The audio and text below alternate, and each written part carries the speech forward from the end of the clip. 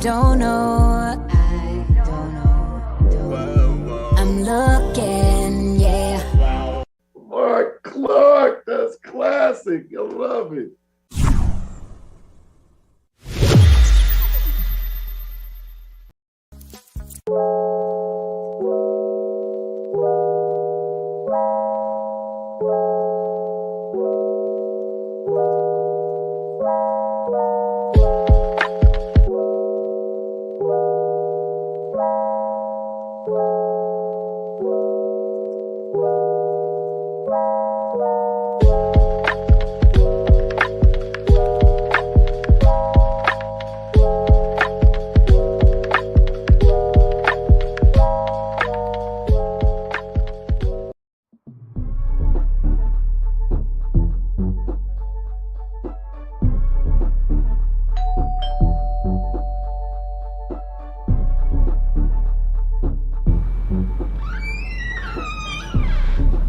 Delicious beverage?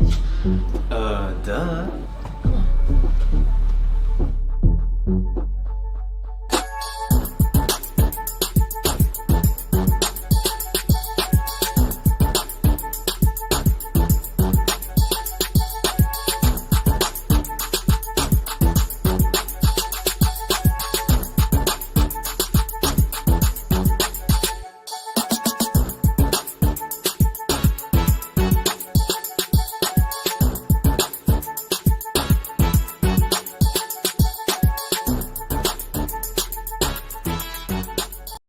Preparing students to demonstrate mastery of math state standards can feel like a dull, unending cycle of equations and practice problems. Unengaged, frustrated students can weigh on teacher confidence and lead to uncertainty about overall achievement. Two Ivy League-trained engineers observed this struggle and created a way to transform how students learn the fundamentals of math. Through the innovative Accoletics math program, EDA has helped more than 400,000 students achieve success on state-administered math tests and transformed the academic strategies and performance of schools nationwide. Accoletics' uniquely designed supplemental materials and tools are well aligned to your state standards and provide a clear path to exceed state proficiency standards. Through ongoing professional development, you will uncover common challenges and activate solutions that promise to improve student achievement in your school. By partnering with EDA and choosing Accoletics, you can start to see an unprecedented return on your investment in as little as one school year. Don't procrastinate on giving your teachers the tools to help students achieve their highest math potential. To learn how you can dramatically improve classroom instruction and learning, test scores, and student confidence, call, email, or visit Accoletics online today.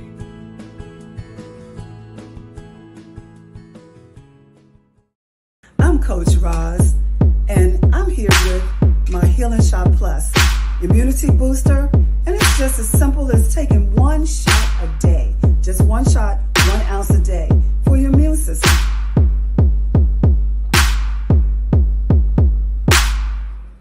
That's it.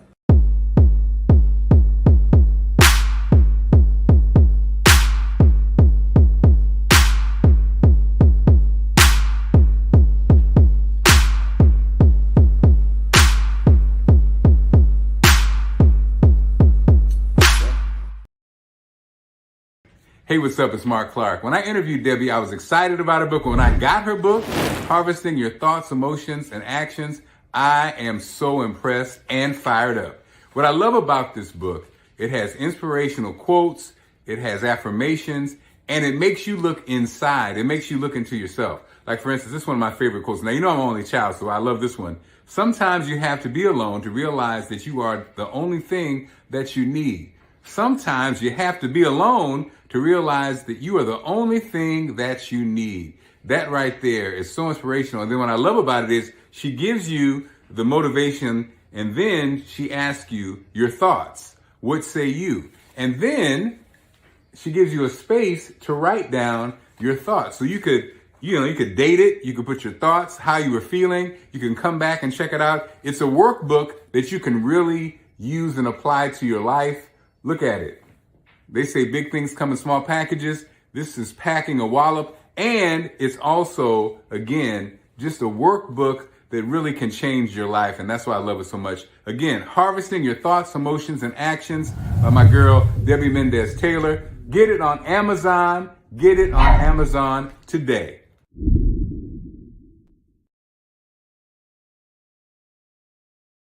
Hey, good morning and welcome to the show. Man, I'm excited today. We've had an amazing rundown this week.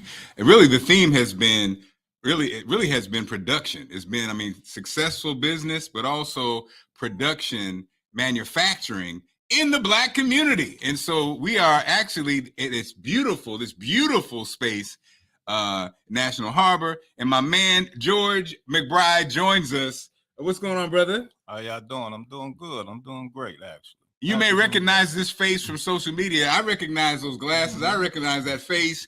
George has his own eyewear company, and he manufactures eyewear. So it's not like he's taking some frames, bulk frames from China and stamping his name on them. Mm-hmm. No, he manufactures the glasses right here. And and the thing is, you might say, oh yeah, well, just easy for George because George is probably rich and wealthy.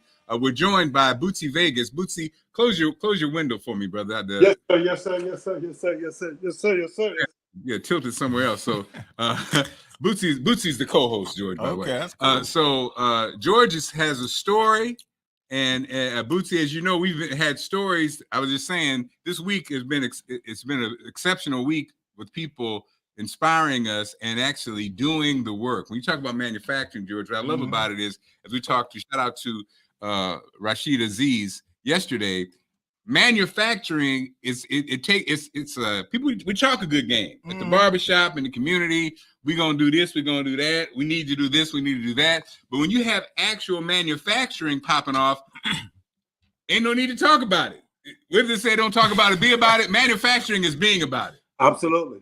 People say, man, ain't no jobs. George's like, I got a job. Come here and make these glasses. Huh? Wait a minute. What happened? It went from you having a conversation about what you can't do to, you can manufacture right now, brother. I can teach you a whole new skill set that can change your lifestyle. So now, do you want the job? Well, man, I'm busy. Okay. So George, but to have this beautiful space in National Harbor, to have these amazing products, George is wearing his own product, by the way. Just take those glasses off. Let's see a little bit. Let's show him a little bit. There you go. This is an old pair I did a couple of years ago, but it's one of the classic pair that kind of fits my face. Come on, pretty man. Good. And this particular one has an exotic wood grain on it. We do exotic woods. We do buffalo horn, cow horn. Come on now. Italian acetate, all handmade and Italian acetate.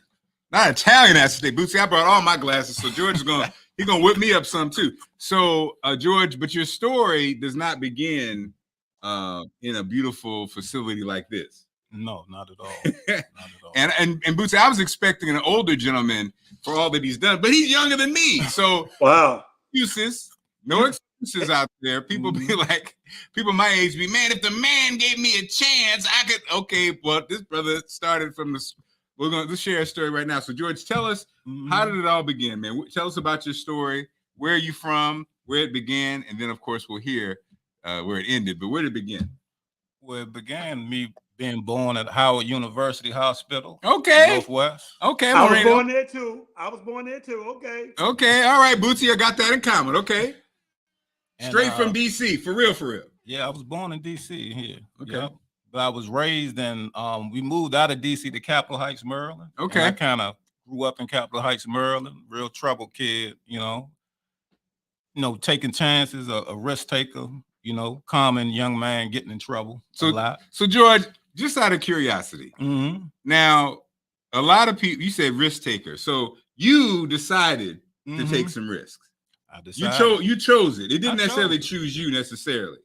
Well, I kind of was groomed up in it as far as my older brothers and stuff like that, and being around the streets. Okay, so the streets caught you up. You got caught up. Streets definitely caught up. Okay. I definitely grew up in the streets. Okay, definitely, and I was pretty much adding to the problem in the community for most of my life. So it was the drugs? Is that what it was? Definitely drugs, of course. And what is the seduction? Is the seduction the money? What is it? What is it, George? Put us inside the head, because I think a lot of times we do try to understand. Because I tell you what, I always, I came from a different scenario with Mhm. a super, like a super positive environment and the support of a single mom who was riding me. She was on me, right? Mhm. And so it was not intriguing to me, but many of my friends it was. Mhm. What was it for you that made you intrigued about the drug? Was it the fast money? Was it what you saw? What made you say this is something, your mind? Well, I was young. Excuse me. I probably was 13 or 14 when I entered the streets, but I think it was the influence of my older brothers.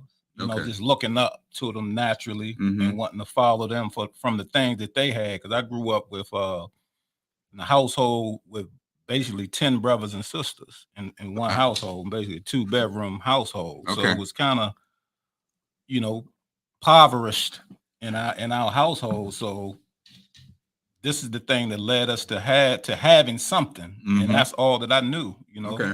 So it was like, okay, this is how you're gonna do it. So you got in the game around that age, 13, 14 years old. And so up until was it up until you got caught?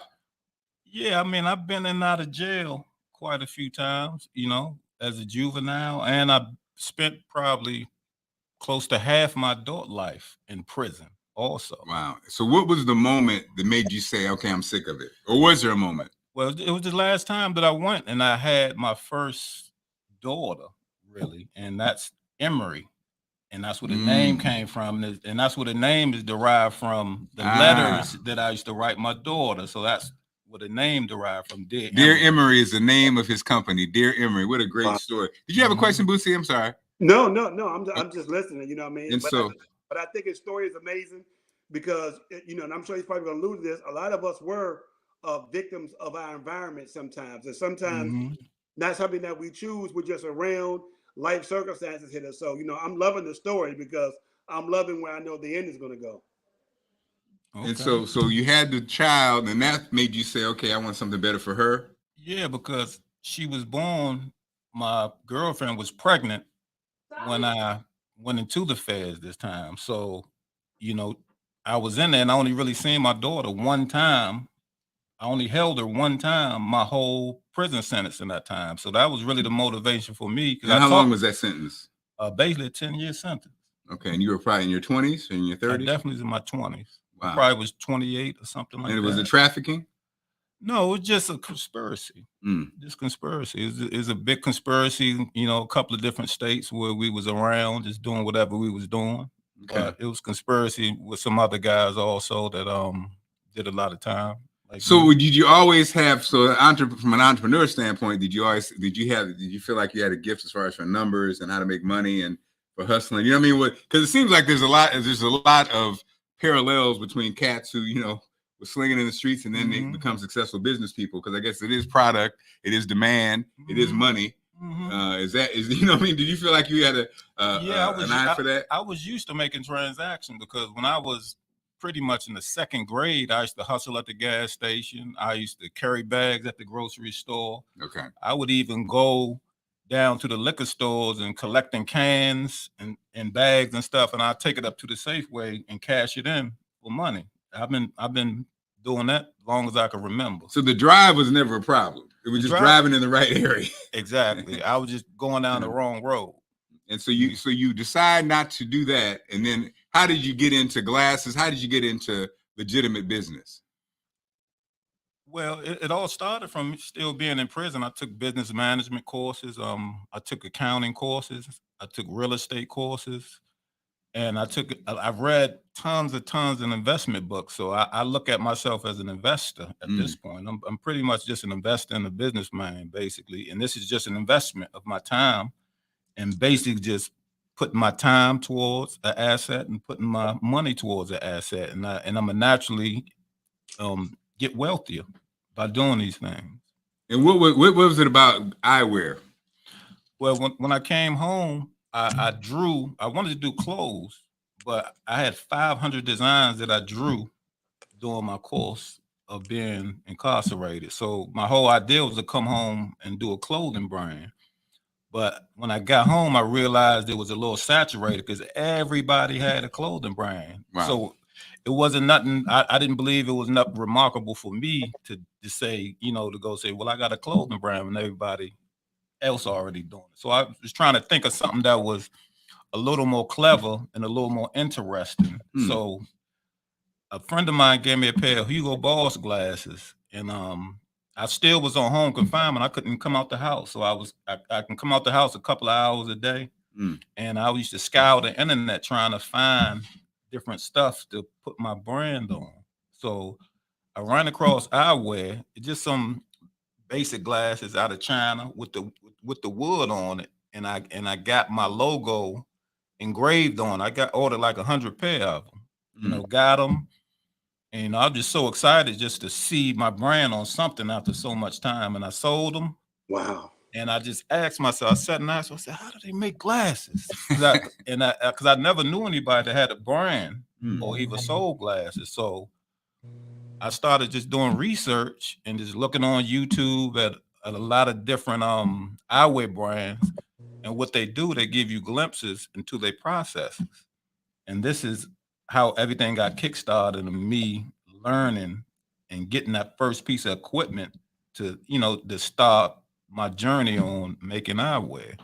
So I ordered this piece of equipment. And the funny thing, just me moving fast like I always do, I ordered an industrial size machine. Oh, wow. And it showed up and I couldn't fit it in the house. So it sat on the side of the house for a couple of months, and this forced me to find a commercial space. Wow. So I started looking for a commercial space to house the machine. I didn't know how to work it enough, and I said, I'm gonna just figure it out. I didn't even know how to work the machine. I didn't know the first thing about designing. Talk about hopping into it. Man. George hopped all the way in. Damn. When you do something, he hop in, y'all. This was outside the house. You know, the neighbors like, what is that? What is he doing? I just threw a top over. I just threw a top over and it just sat out there until I figured it out. In my mind, I said, either I can send it back or find somewhere to put it. I said, I'm not going backwards. So I'm gonna find somewhere to put this machine so I can learn how to use it. And the crazy thing, I finally got a space, a small commercial space, and it was on the second floor, and the machine was 700 pounds. And the crazy thing, we had to take the doors off to get the machine just in the stairway. You had to get it up the stairway. We had to take every door off the hinge and put the door back on just to get the machine inside the space. It probably took us 12 hours just to get the machine inside the space. Number one. So George. let me ask you a question though. Hold on, but can I ask him a question? So even when you was taking it up there, did you still know how to work the machine yet, or you ain't even got to that process yet? I ain't even got to that part yet. I love it. Number one, part yet, George is a risk taker. Number two, he gonna figure it out. He gonna figure it out. He ain't gonna quit. No, I'm not a just quitter. figure out when we get there. George said, I'm not a quitter. I'm gonna jump out the plane. I'm gonna learn to fly on the way down. I know. Here's the part. I know your lady was like, I know I could hear it now. But family, but you know, obviously that don't matter to you. No, once you made up your mind. At that point, I really didn't have a lady at that time. It was just me. Okay. It was just me. I had my nephews that helped me a lot. I love it, man. The process, and I teach them the process. So I basically am handing the skill down to them, and they doing most of the work now and giving me a chance to focus on the marketing and the sales aspect of what I'm doing. So George, this machine must be amazing. This machine actually, it's that powerful? Well, it's just a laser engraver because my idea at the time was to do wood frames. Because I wasn't really familiar with wood frames. It was something new to me. And that's what I wanted to bring to the market. And what I used to do, I would order the fronts of the frames, and I would take take them apart and basically take the hinges and everything off of it, and I would craft the temples out of exotic woods. I will order exotic woods from Africa. And just imported from all over the world. And that was basically the selling point for the frame. And I would take that and I would fashion it back to the frame, put it in a nice case and everything, and just sell it like that. But people love it because in the community, they wasn't used to a lot of the different exotic woods that I was using in the frame. Wow. And then what about the lens piece? How did that part come about? Well, the lens was already in the frame at the time. Oh, okay. So I didn't have to worry about that. All I really had to do was fashion a temple, design a temple, one. I had to learn the software to be able to run the machine, one. And then I had to fashion the temple, two. And then I had to put it on the glasses, three. So it's clean enough to make it look like, that's how it came. But that's how I got started in the manufacturing. And so that was, how many years ago was that? That was about probably 7 years ago. 7 years ago. And so now, so now you're in it. You got the machine in a place, and you're starting to, selling. And then how did it grow from there? Well, just through friends and family and just social media, really. Because I would post a lot of the frames. I do a lot of custom frames for people. I put their names and logo. I called it like a sleeving.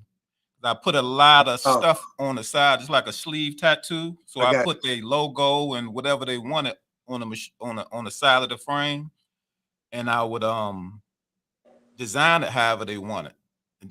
Basically doing a consultation with them. But the most I can do at that time was fashion the temples. Wow. And in my mind, I was like, I wonder how could I design the whole frame? So how did that come about? Well, that came over time. You didn't buy a whole big machine like the size of a house, George. Had to live in the machine. Basically, yeah, I pretty much lived in the space. I was there probably 15 hours every day. Wow. I only left to go get something to eat and shower and come back. And I did this for at least a year straight, just learning how to do the temples and getting better at that. But because I couldn't design the fronts at that time, because I didn't even know about acetate or any of those things. All I was concentrating on at that point was putting the temples on the frame. So look, Bootsy, I've been wearing glasses since I was, I think, 11 years old, right? I don't know if y'all remember Eric Dickerson used to have the glasses. They used to call them Rec Specs. Oh, man. I had Rec Specs. Let me tell you about the design flaw on those. So you play football, the Rec Specs set right. Your helmet was on top of the Rec Specs. So every time you got hit, your nose took a battering. I mean, you get hit and you get hit, your eyes be crossed, you be laying on the ground like it's gained 2 yards for all that. So I've been wearing glasses for a long time. So I just wanted to bring these and just have a conversation, because I know now, George, you do the full thing. You do the whole thing, right? But I had to laugh, Bootsy, because I bought some glasses. So after my time at WHUR, and I got that severance package, how you get a couple dollars. You can always tell in your life when you have a couple dollars, because I'm the kind of person that spends and don't pay attention. So when I bought these Tom Fords. Oh, wow. I bought these Tom Fords.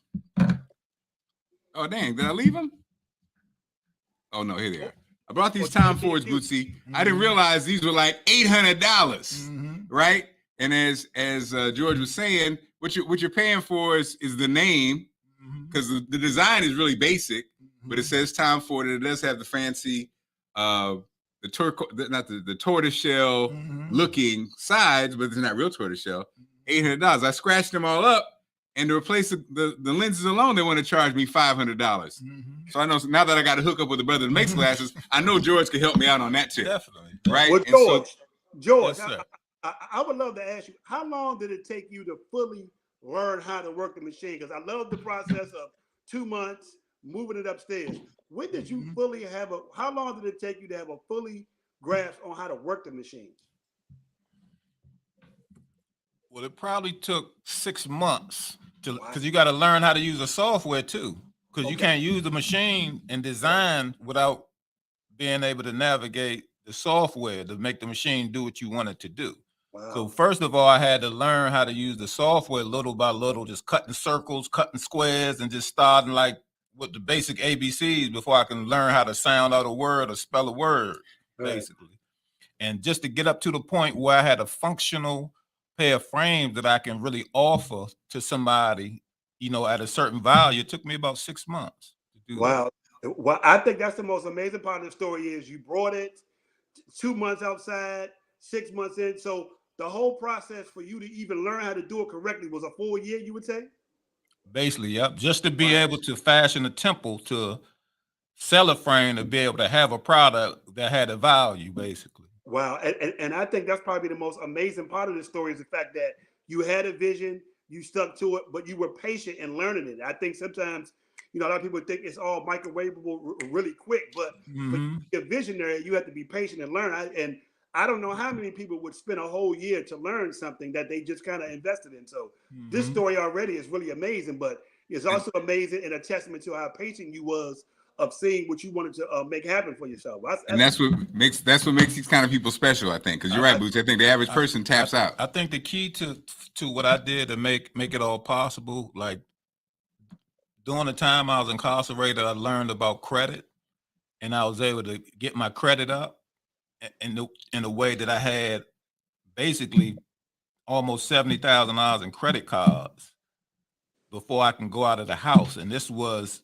my funding for my leverage for me able to be in there at that time and not have to worry about a regular job. And I can put all my energy into my craft to get to a point that I had something of value. What a lesson. Amazing lesson, because I do think, and I'm not trying to say jail or incarcerated is a good thing, but I think sometimes it's what you do with the time that you have and how you utilize it. And I think the other part of the story is what you learned and how you empowered yourself while you were in prison, which is not always, talked about. Why do you think that is a normal thing, or you think you just want, I'm not going to say one in a million, but do you think you're not the normal incarcerated person? Well, I think just in my experience being there, a lot of brothers are worried about what other people going to think. But I talked my trash. I played sports and chess and did all the things. But I think the key thing that separated me from probably 98% of the other guys is I went into my corner every day and I studied and I read for 6 hours with the intention of really, elevate myself, because I know one day I'm gonna make it out of here. And I need something, to be able to sustain me and not take that same path that I took. So I think that was the main thing that I did different. I just set that time aside every day, Sunday to Sunday, to work on me. Come on now. Come on. That's we all can do that, right? If we're not doing it, we can. I want to hop back on. I want to hop on this, Bootsy, just to show, bring up some differences, and then ask Jarrell about pricing. I'm gonna ask George about pricing. So again, I said the Tom Fords were $800, right? At the same time, because I had that little money, how about these Ray-Ban? Boy, you were splurging, Mark. Ray-Ban Ferrari edition. My God. Ray-Ban Ferrari edition with prescription. I'm sorry. Money to burn over that household. Hopefully George can help with this, because this subscription don't work no more. But what made me, Bootsy, what made me realize, not realize, but we all understand it's all just a game, is that these nothing special about these frames. They happen to be Tom Ford $800. Nothing special about these Ray-Bans. They happen to be Ray-Ban Porsche editions, the name. So then everybody's doing the Warby Parker thing, right? Warby Parker, probably more stylish than, what the others were. And they were with a stronger prescription. These were $395. I have two pair of these. I have the blue tortoiseshell. I've got the brown tortoiseshell. So you're like, okay, all of them are glasses, but the pricing is, the Tom Fords are like double the pricing. And so I'm sure you saw that too, right? As far you're offering almost custom style glasses in a marketplace where people, like you said, weren't even used to this. And so you could not take advantage of it, but it gave you, number one, you could satisfy your customer, giving them what they want, and probably your price point could be competitive because it's all over the place. Exactly. I think the thing that's special about what we do, we don't make bulk frames in the same style. We might make two of the same style. So you'll never really see nobody with your frame. And we offer a service called Build Your Frame. Basically, wow, I can put your face on the screen and I can build the frame right on your face. And just like you looking in the mirror, then you can adjust all the coloring to your liking and create a one-of-a-kind pair. And you will be the only person in the universe that will ever have that frame. So we creating something that makes it uniquely you to your personality. You know, so when you walk in the room, it's you and you're not, you know, looking like anybody else in the whole universe. And I think that's the thing that the customers appreciate about the brand. Sandra says, formal education will earn you a living, but self-education will earn you a fortune. Come on now, Sandra. Man. Come on, preach, preacher. Speak on it. Speak on it. Wow. How's the horn today, Bootsy? Is it too loud? No, it's actually the best you've ever had it. George, amazing, my brother. Like, but just also amazing on how you are making this for the customer. Like this, it sounds like the ultimate customer service eyewear situation. Like I can't even. I'm processing it now. Like I've never heard of nothing invented like that. I've never heard it in such detail. The whole presentation is really impressive. So just for people like Mark who don't know any better, what are your prices like? Because you know, it sounds like something that I wanna come visit and try, but I don't have the severance package money that Marc Clarke does. So well, that money is gone now. So okay, yeah, we could tell it's sitting all on the table right there in front of George. Well, the frame start at $325. Okay. On up, but we got a program going for we give 20% off to all first time buyers. Come on, virgins. Wow. Come on, virgins. Now, first of all, this is the first time Bootsy's been a first time in anything. So I'm talking about George, it's been years. So I'm excited that Bootsy can get 20% off. It's the first time he's been a virgin since 1926. So we're excited about that. And so everybody, and so I'm excited because as a first timer, it's about to go down up in this funky joint. But again, for all those that are watching, you know, George, you know, tell us about this beautiful facility. Now, he could have been anywhere in the world, Bootsy. He could have been anywhere in the world, but he's at National Harbor, beautiful building. You know how it was so clean when I was getting on the elevator, Bootsy, the marble and the shine, I didn't think it was the real elevator. I thought it was a reflection. Wow. It's you know, so George, in addition to luxury. right. But, so George, you know, you decided why here? Well, it's an experience. We want to give the customer the best experience that we can, especially for our price points also. And its location also. So we're in a great location. We're across from the MGM. We're across from the Tanger outlet. And we right in a great location. You're better than across from the MGM. I mean, as soon as you win your money, you need to get glasses. It makes sense. Dr. Green is on. Dr. Green, I know Dr. Green's gonna get some glasses because she's super stylish. She definitely has to. Sandra gonna get us some glasses. My man Joe Lovelady, my hometown brother. So yeah, man, this is exciting because there's a lot of now my daughters wear glasses. So here's the part, Bootsy, that I will say as I look at my daughters, I'm like, I dropped the ball in a couple areas. There's some areas that I have dropped the ball, Bootsy, from how we clean the kitchen up to like I'm a glasses wearer, right? And George, are you a real glasses wearer? Or did you have to wear glasses later on in life? I was like just started about maybe 2 years ago at the most. So this is for the real glasses wearer. First of all, real glasses wearers understand this is your lifeblood. This is your life force. You don't ever catch real glasses wearers doing stuff like leaving their glasses, the lens laying on the table, or you see them like they don't know where my glasses at. That's people who don't really need. When you really need eyewear, if you don't have them, you can't function. It's a whole different way you move. So my daughters, they were ordering glasses off of these cheap sites. Zulu, now, Zulu and all these different sites. And I'm like, okay, first of all, as a glass, I just showed you the price point. You ain't getting for real. If you have a real prescription on your eyewear, if you're buying some glasses for $10, they ain't really. There's no way they can be anything. So sure enough, the glasses come to the house and they're flimsy and they don't last. And I'm just in my mind, like, I should have taught them how to, because they all three of them, they've all ordered terrible glasses. And so I'm gonna have to bring them out here, get them some nice glasses. But I'm also shaky because I'm like, I don't know if they know how to take care of some doggone glasses, because I remember one time somebody picked up my glasses accidentally, and just like that, they scratched the lens. Wow. And George knows that ain't no, when you got some, I forgot, what do they call it, George, when it's the two prescriptions on or whatever? Progressive eyewear, man. That's a problem. And wait a minute, Bootsy. And I was on TV, George, reading the teleprompter.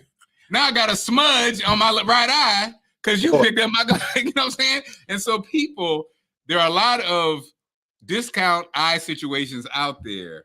But again, if you don't really need them, you ain't serious about them, maybe that's for you. But if you want something, again, eyewear is almost a part of my look now. You know, when I did the TV thing, people stopped me and they noticed glasses. So I definitely will be adding this because I need quality eyewear and I want stylish eyewear, and that's what you're offering.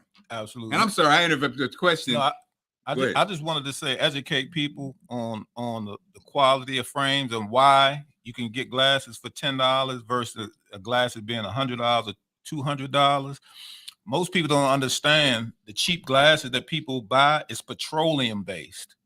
They're wearing basically petroleum oil on their face. The glasses are made of petroleum. Wow. But they don't know that. But the glasses that we provide is Italian acetate, and it's derived from cotton, so it's a biodegradable material. Come on now, George. Come on, George. So if you don't know, you probably wearing oil and petroleum on your face for these $5, $10 glass, and that stuff is going into your pores. Well, and sadly, y'all, now George has brought it up. It's also in Vaseline. It's also in baby oil. If you look at your ingredients, that petrol you see, that is straight up, like George said, that's oil. Look at what kind of country puts baby oil, puts petroleum in baby oil. What kind of country puts it's in baby oil? Wow. You know what I'm saying? It's in your food. Anytime you see petrol, that's gas, that's oil, that's going straight into your system. So I didn't know that one. You got me on that one, George. And so that's something good. So also, George, you know what got me, George? What's that? So Bootsy, this one I don't understand. I got the LASIK surgery, right? I had LASIK surgery for years, right? And right after, when I got the LASIK surgery, after you come out, they say get you a good pair of eyewear. And they said not the design. When I say good pair, I don't mean designer necessarily. I'm saying, what are the lenses called, Judge? Not the for the glasses, the sun thing. A transition? Not transition. The ones that are I forgot the damn term. But anyway, they were saying a good pair of sunglasses can protect you from cataracts and protect you from the other glaucoma, right? Mm-hmm. And I was like, why wouldn't they be promoting this? You know what I mean? Like, why would in the eyewear industry? It's just a money thing. But you know what I'm saying? It's like, why wouldn't they be promoting this? Because it could save you from, because especially Black people, cataracts and on both glaucoma and cataracts, whatever reason we have that on a high level. Mm-hmm. I was like thinking to myself, why hadn't I never heard this before? It's almost like, is it a setup? Do they want us to get Cadillacs? Cadillacs? Do they want us to get cataracts? Freudian slip. I do want a Cadillac. Mm-hmm. Do you want cataracts? Do they want us to get a glaucoma, Bootsy? Yeah, I mean, and I swear I don't want to be like, well, they're trying to make customers and create an industry, but the more knowledge that you hear, you see why there's such a demand for glasses and all that as well. But I had no idea about the oil and that stuff is being poured into my skin. It's like, I'm trying to process that right now and also possibly learn what the health effects could be from that. So this is what George is telling me is a whole process that I've never heard before. Well, that's what I realized, George, when you talk about glasses. I played in a band, right? And again, I wore glasses my whole life. So a couple of things people don't ever think about is, like George just said, not only what your glasses are made of, but how much your glasses trap and take with you whatever was going on. Mm-hmm. Playing in a band, I had to wipe my glasses off because it smelled like smoke. Mm-hmm. So you just think about that. Like everybody, wherever you work, fast food restaurants, your clubs, at bars, with COVID, you ain't never had no conversation about people wiping their glasses off. You got a mask on. How many people disinfect their glasses just like they disinfect their hands? Nobody. Why ain't that ever in the news? Wow. Why ain't nobody ever said that? Is it that nobody thought about it? You know what I mean? It's like, we got to be, take your clothes off. I was outside, I had COVID. Glasses just on your face every day. Mm-hmm. People sleep in their glasses. People do everything in their glasses, right? But again, That's why we bring these shows to you, so we can get to know people like George. And so George, so for everybody who watches this, can they get a little discount? Oh, 20% off. All first-time buyers. Come on now. Come on, virgins. Wait a minute. My little cousin, she would say, I wipe mine every day. That's right, cuz. That's right, because you smart. That's my cousin, Miranda. What's up, Memphis, in the building? What's up, Mark? So, George, I would love to ask, Cool. as far as your demographic, do you sell more sunshade sunglasses or do you sell more regular glasses? Well, at this point, 90% of my transactions are prescription frames. That's what it's morphed into. 90% of the people that buy frames, I add a prescription in as well. Okay. So do you guys do prescriptions as well, or you do the frames for you to go put prescriptions in? Well, we manufacture the frame and then we send it out to the lab to get it fitted. Oh, we like to do it as a courtesy almost, because a lot of times they take the frame and got to run to this place, that place. They mishandle the frame in a lot of cases. So we try to do everything in house, so you can, when you get your frame, you can just wear your frame. You ain't got to do nothing else but put them on. Wow. So you handle all the framework and then have them fitted with the lenses. Exactly. That's cool. So you just have a relationship. Exactly. And is that so? When people come to you, all they got to do is bring themselves and their prescription. That's all they need. That's all you need. That's all you need, Bootsy. Bootsy wears glasses every day and don't have. Those are just sunglasses. Bootsy, why do you wear glasses so much? You're a glasses wearer. Why so much? Because the sun ray beams on me everywhere I go, so I just want to keep myself protected. Well, there you go. So the light shining on you. Now, right? just make sure they're not. Make sure they're not cheap sunglasses. Okay. Okay. Yeah, that's why I'm about to come see George. Yeah. And so, so George, that's the same thing. Well, George, obviously you do that too. If people want subscription sunglasses, you do the same thing. Make the frame. You send it off to right? Everything. Everything. Basically, what I tell the clients is, you dream it up, and we're gonna create it for you. Come on now. Dream it up. Really? Put it together for you. You know what you gotta love about George? George moves like an old man, don't he? George is cool. Yeah. He ain't worried. George is he's like, he's a young man, but he moved like I saw the thing on the internet. I was like, I gotta come see this brother. I was expecting George to be like, hey brother, how you doing? George is a young guy. But he said, but not young in knowledge. He's an old man. It's that damn machine got him. That damn machine made George 10 years older. Yeah. And again, and wiser. And again, when I was incarcerated, I had a room in there. It's like a TV room that you can have, and we called it the money room. And this is why I learned a lot, because a lot of millionaires taught me a lot in that 4 years that I was there. Wow. Like stockbrokers, CEOs of 500 Fortune 500 companies was in there. So a lot of good men that had problems like with taxes and different things that was coming through there, they all came to the money room to share the information. And that's why I really cultivated and really elevated my mind, through these guys, just like sharing their processes on what it takes to be a millionaire, and basically, just sharing their experience with me. Wow. So, having been inside, and been inside, having to have to sit down, George, what do you think when you see the cats, what do you think is the top 3 reasons they are there? Is it probably number one? Obviously, no. What do you think? Top 3 reasons. As who? Just anybody in prison? Yeah, people who are the cats who are in prison. Just making bad choices, basically. At the end of the day, they made bad choices. Was it their environment? Was the environment the top player, or do you think the bad choices were top? It could have been, but it all boils down to the choices that we make every day. What's going to dictate how our future is crafted. So at some point, every person in there made some choices that landed them there. Wow. I don't think I've ever heard of any, and I'm not lying, I don't think I've ever heard of anybody using their time as wisely and productive as you. Like, I'm really trying to process of how, because even the whole go to the money room. So when you say the money room, so there was just a room in prison where people discussed money? Is that what you're saying? Right. This was my room that I designed it, because I started studying real estate, and I do stock market, I do currency exchange too. So I know how to day trade also. Oh snap, Sandra Sandra, one of our favorite people and guests, her ears just perked up. She's like, "Oh, day trader, that's just like me." So these are the things that I was studying along the way before I even got to that point. Okay. To be able to exchange language with these guys on a certain level, to be able to have them take an interest in whatever I was doing. Mm-hmm. And that's basically how that transpired. Hold on, George. Tawana got 6 pair of frames. What the heck?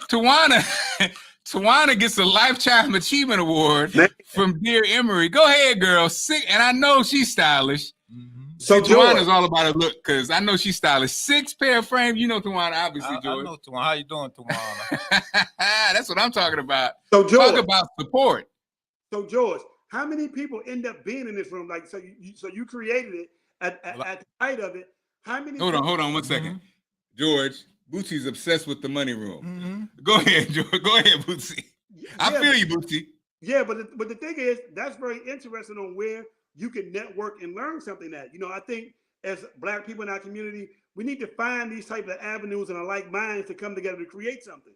But I would love to know, in the height of it, how many people were in this room, and what were some of the main things that you guys discussed? Because I think people will be fascinated to know that this happens in prison. So the whole thing is inspiring to me as well, though. Well, the main thing we talked about whatever particular thing that each person specialized in. Some people specialized in stock market. It was stockbrokers in there. Some people specialized in real estate investment. Some people just had multiple businesses. Wow. Like whatever that particular person specialized in, that's what he brought to the table to share, to learn something else about what somebody else specialized in, and putting all the information together to be able to come up with a plan and to execute it, basically. But this was over a 4-year period of time, so it was, I can't even think about all the people that came through the room, but we had guys that would scour the compound for new guys to find out, you know, what they was in there for, or, you know, what specialized skill, and they would bring them back to the money room so we can get the information from them, basically. Don't you love George's choice of words, man? I love George. I didn't hear George talk, but he said they would scour the compound. He didn't say they gonna look around. They looked around. No, he was like, they would scour the compound. That made it even more powerful, didn't it, Bootsy? Yeah. Somebody on the weight say, that brother's stock trader, man. Let me get this set done. I'm gonna join you, George. You know, they scoured it. What you in here for? Right. Yeah, what you in here for? Steal and get out of here. No. What about you? And they'd bring them back, and basically they would bring all the books, and this is even more important. They would bring all the books and stuff that they would have, and we would exchange books and get information and study. I keep a certain amount of book for a certain amount of time, and get all the cream out of the book, I would call it, and give the book back. And so we had a lot of powerful books that was being traded around the money room as well. Bootsy, you would know. What did Lil Wayne say about who moves in silence like lasagna?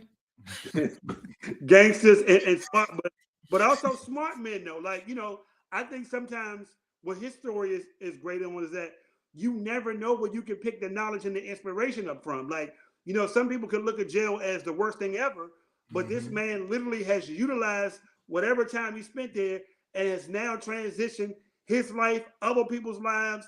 He doesn't even know who he's going to inspire with this story, but it's also a great use of networking and time that you would never envision can happen inside of a prison. Like, this is really fascinating to me that he learned this much. He was this organized, he networked. This is, you know, the whole thing is just amazing. And it goes to show you, you never know where you can pick some information up at. And I think that what it points out to is so interesting. I think we're in the age, we always say we're in the information age. And I don't think people on the outside really realize how valuable information is. Right. Like what George is saying, and even with us, like I'm taking a real estate class right now online. And if I'm honest, I still struggle with being disciplined enough to sit in front of the screen for an hour. You know, I can't, it's a challenge for me to just sit in front of the screen and sit down and do it for an hour. And like you say, on the other end is opportunity. But, Absolutely. You still get distracted. And so I think what George really has pointed out, a lot of people, just think about it, people in dead-end jobs, people mad, people whatever, Your phone, you could on your phone because of YouTube and the internet, you can learn a new trade. If you sat down like George did for 2 hours every day, you could change your life. Whatever hell you in right now. But people be, oh, I didn't get a chance. Oh, I didn't get that job. Oh, I didn't get hired. Versus saying like George did, I'm gonna learn something new. That damn machine, you know how frustrating that had to be? Man. Sit there, like you said, at the beginning and just do circles for a year. But hold on, 2 months on the side of your house, though. Just think about that. 2 months on the side of your house doing nothing to where he's at. He's in probably the most luxurious travel vacation destination spot in the DMV. Like, this is fascinating. You know what I mean? And also, I'm sorry, go ahead. Also, what it says about a George is, oh, you ain't gonna mess with it. Are you gonna outwork him? You know what I mean? Are you gonna outwork this guy? Yeah, but also he's beating people with his mind now, which you would not normally necessarily convey to an incarcerated person. There's so many stigmas that go around with incarcerated people who've been incarcerated multiple times, where you can almost throw them away and assume that nothing can happen. And then you hear this story of a man networking inside of a prison to empower himself to build a different future for him. Like, this is a whole documentary. I don't even know how much money he made, but what it is you can find your purpose later on in life, no matter what your circumstances is. So, Morant and my super smart cousin hit it off best with one word: determination.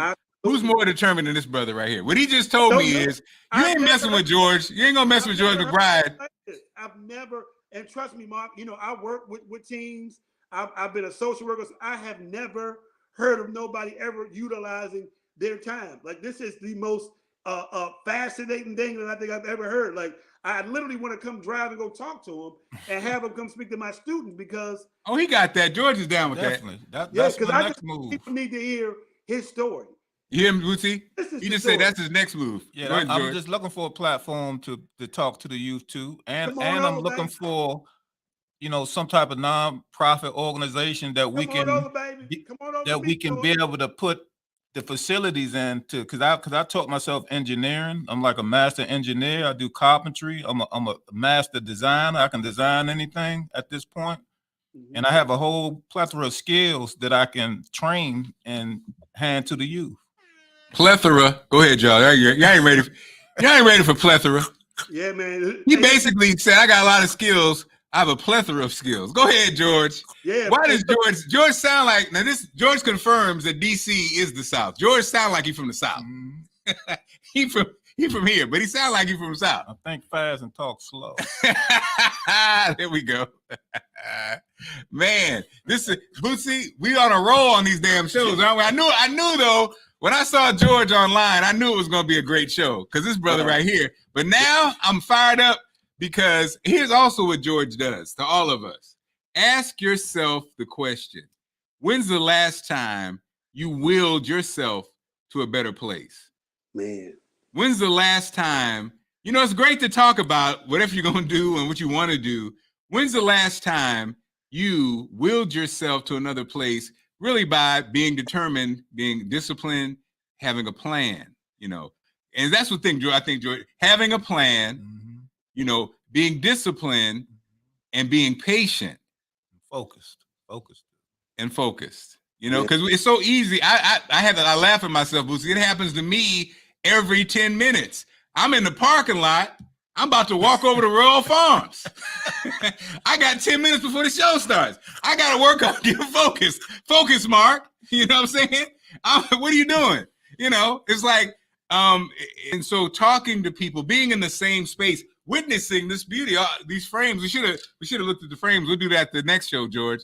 But all these wonderful frames, it's inspiring. And like George said, understanding that, why not put it in a beautiful location? Put it in a beautiful place. Why not make it an experience? How many times have we seen businesses, I'm not going to say black businesses, but you know, black businesses, we talked about this before, where the experience sucks. You got the best soul food in the world, but it's like going to prison to get the food. People got an attitude. You know what I'm saying? People ain't nice. You don't feel warm. That's real talk, though. All you got your hopes on is this delicious food, you know? And so again, we're starting to see people get out of that box where the experience, you know, and oh man, these frames cost more. I could order these for $10. You can't order these for $10, petroleum face. You can order some. You can order some glasses for $50. You ain't gonna order these custom-made glasses for $50. And you know what? Maybe these aren't for you then. Right. Go ahead and get those $20 glasses. George, let me ask you this one question. Sure. Doing that 6 months to a year, how many times did you think about going back to your old life or and when did you get to the point where you stopped thinking about maybe I should throw this away? Like, did you ever have doubts where you thought, man, maybe the old route may be better for me because it's not working? Like, how did you deal with that mentally when there was such a long process to get to where you wanted to be with this glasses thing? Great question, Bootsy, by the way. As y'all can see, Bootsy has turned in with the great questions. I'm just the good looks. So now you see what happened. I think a year into my incarceration, and that last time, I had epiphany. Is like, there's no way that I can go back down that road because I got 2 strikes already on my record. So if I get in trouble again, I'm pretty much doing life in prison. So either take that route or just figure something out to, you know, do better. Wow. That's it, man. You know, that's amazing because most people are not that patient to wait for a year when they had already had some success or had easier ways to get money. I just think that's really, you know, I don't even want to say fascinating. It's just how amazing you are, because I know a lot of people that may have had some great ideas that took too long that end up going back because they didn't trust the process. You know what I mean? So just the fact that you trust the process and you were patient is just amazing as well. And I think it's another reason why your story should be shared so people can know that it won't come quick, but it'll be obtained. You know, it's just amazing. And again, I was empowered with information and knowledge, though. That what gave me the drive to be able to know that I was going to be okay, because I had the information to thrive with versus not having nothing. Right. Okay. So all we have to do now, Bootsy, is we're wrapping up. Who plays George in the movie? I think it might be Lorenz Tate. I'm going with Lorenz Tate. No, he looks like Tay Diggs. Tay Diggs should play him in the movie. I'm gonna go with Lorenz Tate. I'm gonna go with Lorenz Tate. Tay Diggs got too much. Oh wait, hold on, George. Who plays you in the movie? Don't say damn Denzel either. I don't know. Because everybody thinks Denzel. I never thought that far. George ain't gonna play. It ain't gonna be Denzel. Oh, it could be Denzel's son. But the fact that I said Denzel's son, maybe not. Yeah, disqualified him. Because I forgot his name. David. Well, we're gonna figure that out. All right, Bootsy, another great show. And Rondi shot. Look at Rondi, our businessman. Commendable, great business and location. I love it, man. George, we're proud of you, bro. You're inspiring a whole generation. Man. Bootsy, get these kids and get them in front of those kids, man. Hey, George, I will be calling you, and I will also be coming to see you, man. Let me say this. You know, while we do this show, we never know where the inspiration or these stories are going to connect. But your story and your determination drive has really been inspiring, man. Like, if anybody say congratulations and thank you, please let me say congratulations and thank you as well for sharing it, because, man, you're absolutely a testament of what can be done when you don't give up, man. Come on now. I don't know you yet. I appreciate the opportunity. And bruh, I ain't even got my 60% discount yet. But I think already, man. Man, you my man. Wait a minute. Somebody said, my cousin said Woodbine. Oh no, we got Woodbine plant. No. Nah. Don't do him like that now, y'all. Don't do I mean, I love Woodbine as an actor, but I don't know. What about no? All right, George, we appreciate you, brother. Continued success. And man, this is the best, man. Thanks everybody for watching in real time. If you're watching this at another time, come by, see George, take advantage of that 20% off. It ain't gonna be off forever now. Come on now, making business, making money. And y'all can Google Dear Emery and get all the information. Dear Emery. Social media pages again for everybody who do not know your social media handle. Oh yeah. It's at Dear Emery. Dear Emery. Okay. No problem. I love it. I love it. Great story. Great story. All right, y'all. Again, if you're watching in real time, thank you for the support. Subscribe to the channel. If you're watching in another day, subscribe to the channel. And we're here every morning at 10 a.m. during the week. And Tawanda, who already got 6 pairs, is gonna see you Saturday. We need to look into the poor Tawanda's bank account. She is hitting up Mrs. Dear Emery for real. But I know she's stylish. Okay, Gigi said, "Where's this information?" It's a Dear Emery. Go. It's easiest, I guess, access Instagram, Dear Emery. It's Dear Emery on all social media, TikTok, Facebook, or you could just Google it and get the address and get the website. It's www.dearemery.com. And all the information is there too. And Gigi's a fellow business owner. She's got an amazing project. Come out here, Gigi, and say hi to our man George, man. Everybody come support. And again, thanks everybody for watching again in real time, or if you're watching at a later date, you can still come by and see George, Dear Emery. Go check him out. All right, tomorrow it's Friday. It's the weekend, baby. We've had a great week, Bootsy. I think tomorrow we might just be chilling, just talking about stuff. Okay, Tawanda's getting it for her grandson this time. See, let me tell you something. That's a stylist Nana right there. Her baby gonna have some designer frames. Okay, 100 from Grandma Tawana. Come on, Tawana. She ain't putting that petroleum on her baby face. No, she not. Absolutely. Now George done scared us all. That's the truth. What is this made out of? Hey, I'm looking at my sunshades different. Right. And because the truth is, when you buy them anything cheap, a part of you does say, wait a minute. 5 for $25. I don't know, man. Something's going on. All right, y'all. Goodbye. See you tomorrow.